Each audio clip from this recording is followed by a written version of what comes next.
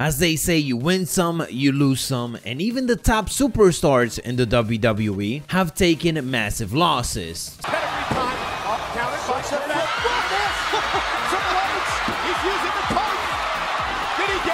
Some which stands out more than the other. So here we're gonna be covering 6 of the most embarrassing losses of top WWE wrestlers, some of which are just hard to forget. Before getting into it though, make sure that you guys are rock bottom that like button and have those notifications turned on to not miss any more of the wrestling content.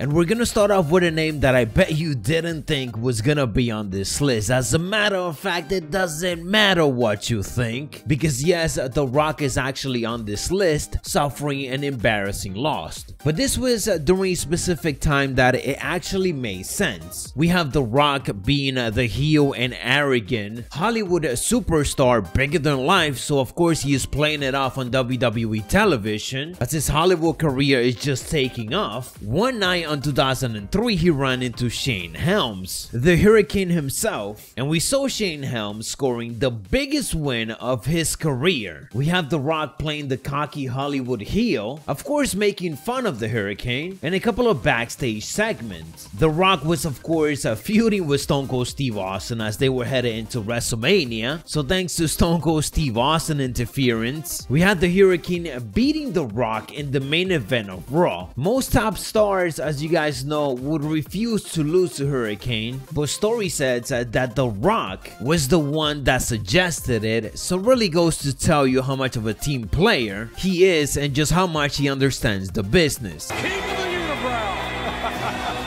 No offense, King. Oh, what? Good Lord!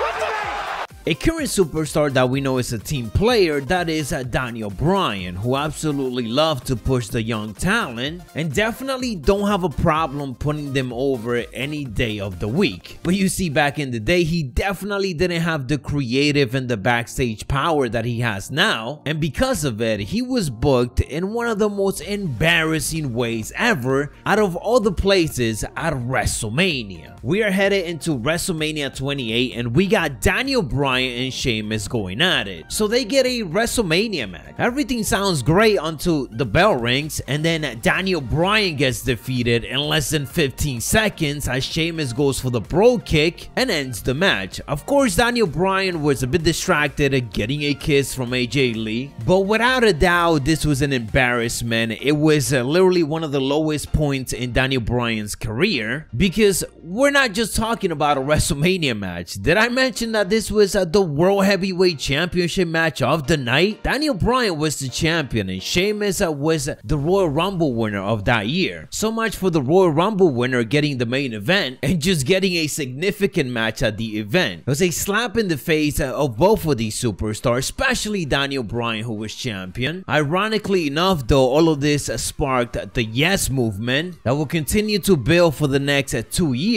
heading into WrestleMania 30.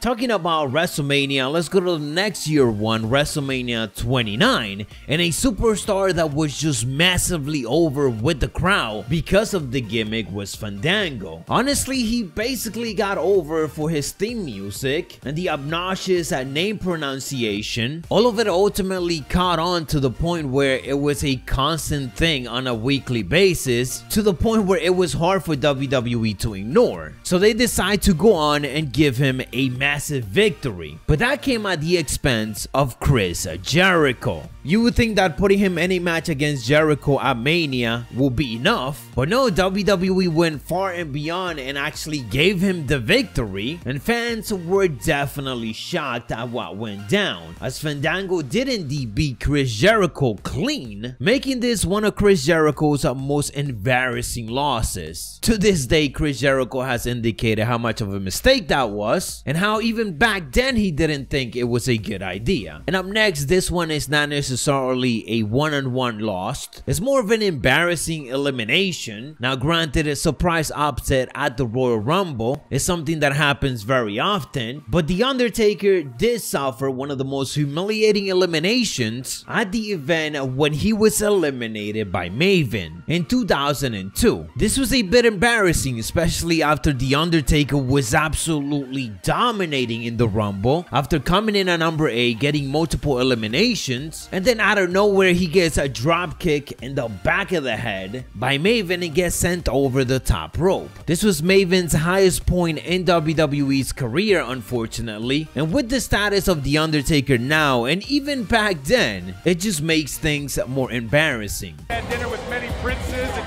very important people, and he just... Oh my God, what the heck? And you would think that one of the greatest wrestlers in the industry would not be in this list, but he is. It's true, Kurt Angle. And I definitely love me some Eugene, but Eugene defeating Kurt Angle when Kurt Angle was literally on his prime is just by far one of the most wild things that WWE has done. Eugene was talented and everything he did was honestly awesome, but he was on the comedy side of things, so there was no way in hell he was gonna defeat one of the best wrestlers, but he did. Eugene challenged Kurt Angle, where if he lasted 10 minutes, he was going to win Kurt Angle's gold medal, and he went on to survive the time for the gold. So all of this, and Kurt Angle's most prized possession was on the line, his gold medals, and he ended up losing it out of everybody to Eugene. It certainly feels like the biggest joke of all time. By the way, I should probably mention that of course all of this led into a full-blown storyline, a full match between these guys at SummerSlam, at one of WWE Big 4 pay-per-views. Obviously Kurt Angle was pissed off, he won his gold medals back, so he had no choice but to challenge Eugene for it. Come to think about it, the fact that they made a whole storyline out of this really makes it even more embarrassing, and instead of it being an embarrassing loss for Kurt Angle, it feels like it was just one of the most embarrassing storyline all throughout in his career.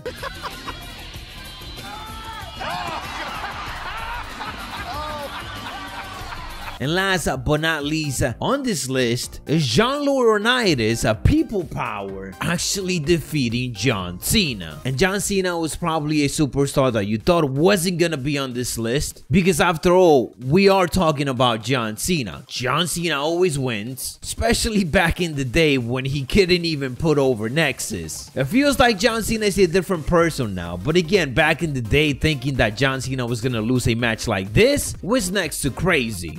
John Cena doing the job was unheard of unless it was a guy like Randy Orton. Again, especially when he was a full-time wrestler. But hey, it is Over the Limit 2012, and we get John Cena facing off against People Power John Laurinaitis, the heel GM of Monday Night Raw. Now obviously it was John Cena dominating in this match and just making fun of John Laurinaitis, even doing his own commentary. But then, well, here comes the Big Show, and of course the Big Show turned heel and ends up knocking out John Cena, letting John Laurinaitis get the win. Good old Johnny Ace literally did this. He scored a victory on John Cena, probably making it John Cena's most embarrassing loss ever. All because the Big Show decided to turn heel for the 1 millionth time. Anyways guys, that is what I got for you. If you remember any other embarrassing losses for some of the top superstars, let me know down in the comments below. And if you enjoyed or found it informative, make sure to elbow drop and hit those notifications. I'll catch you on the next one. So stay savage.